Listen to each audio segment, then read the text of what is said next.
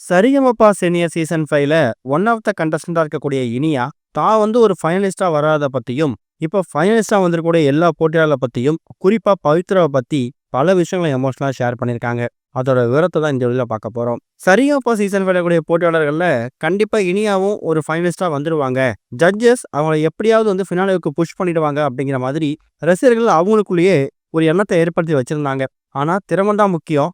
எவ்வளவுதான் செலிபிரிட்டியோட பொண்ணா இருந்தாலும் நல்லா பெர்ஃபார்மன்ஸ் பண்ணா மட்டும் தான் அவங்க ஃபினாலேவுக்கு போக முடியும் அப்படிங்கிற மாதிரி தான் இப்ப ஃபினாலே அறிவிக்கப்பட்ட போட்டியாளர் ரிசல்ட் வந்து அறிவிக்கப்பட்டிருக்குது. இதுல இப்ப 6வது ஃபைனலிஸ்ட் முதல் 5 ஃபைனலிஸ்ட அவங்களோட பெர்ஃபார்மன்ஸை பேஸ் பண்ணியும் ஜட்ஜஸ் கொடுக்கக்கூடிய கமெண்ட்ஸை பேஸ் பண்ணி அனுப்பியிருக்காங்க. 6வது ஒரு நம்பர் சூஸ் ஆனாங்கல்ல பவித்ரா, அவங்க வந்து மக்களோட ஓட் அடிப்படையில் போயிருக்காங்க. இந்த டிக்கெட் ஃபினாலே ஆரம்பிச்ச புதுசுல வாட்ஸ்அப்ல ஓட் அப்படின்னு டைப் பண்ணி உங்களுக்கு பிடிச்ச கண்டஸ்டன்ஸுக்கு ஓட்டு போடலாம் அப்படிங்கிற சிஸ்டத்தை கொண்டு வந்தாங்க.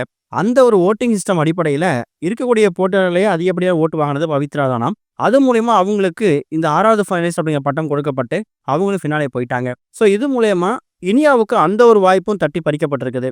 இதை பத்தி இப்ப இனியா அவங்க சைட்ல என்ன ஷேர் பண்ணிருக்காங்க அப்படின்னு பார்க்கும்போது, இந்த சீசன் 5ல ஒன் ஆஃப் த கண்டஸ்டன்டா இருந்திருக்கேன் அப்படின்னு நினைக்கும் போது ரொம்ப பெருமையா இருக்கு. நான் இந்த சீசன் 5ல கலந்துகிட்ட புதுசுல ஒரு சில வாரங்கள் மட்டும் தான் தாக்கு பிடிப்பேன். அடுத்த ஒரு சில வாரங்கள்லயே எலிமினேட் ஆகி வெளில போய் நினைச்சிட்டு இருந்தேன். ஆனா டிக்கெட் டு ஃபினாலே வரைக்கும் வருவேன் அப்படிங்கிறத நான் நினைச்சு கூட பார்க்கல, எதிர்பார்க்கவும் இல்லை.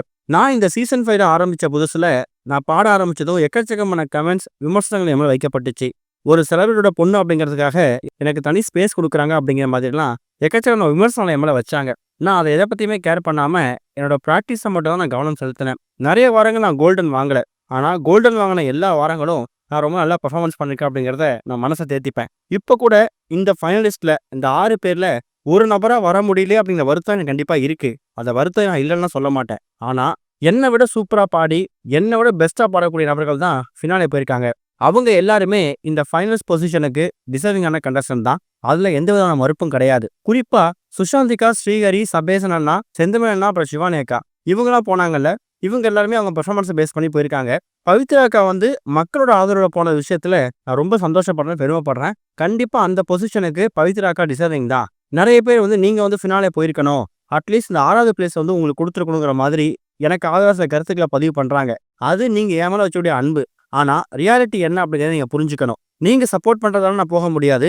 யாருக்கு மெஜாரிட்டி ஆஃப் சப்போர்ட் இருக்கோ, யாருக்கு மக்களோட ஆதரவு அதிகமா இருக்கோ அவங்க தான் போக முடியும். அந்த வகையில பவித்ரா அக்காவுக்கு இவ்வளோ ஆதரவு கிடைச்சிருக்குன்னா அந்த அளவுக்கு அவங்க பெர்ஃபார்மன்ஸ் பண்ணியிருக்காங்க. அவங்க பேக்ரவுண்ட் அப்படி இருக்கு. கண்டிப்பா பவித்ரா அக்காவும் டிசர்விங் தான். அவங்க ஃபினாலே போய் அவங்க டைட்டில் வின் பண்ணாலும் நான் ரொம்ப சந்தோஷப்படுவேன் அப்படிங்கிற மாதிரி இனியா ஸ்போர்ட்டிவா யதார்த்தமா பல விஷயங்களை ஷேர் பண்ணியிருக்காங்க.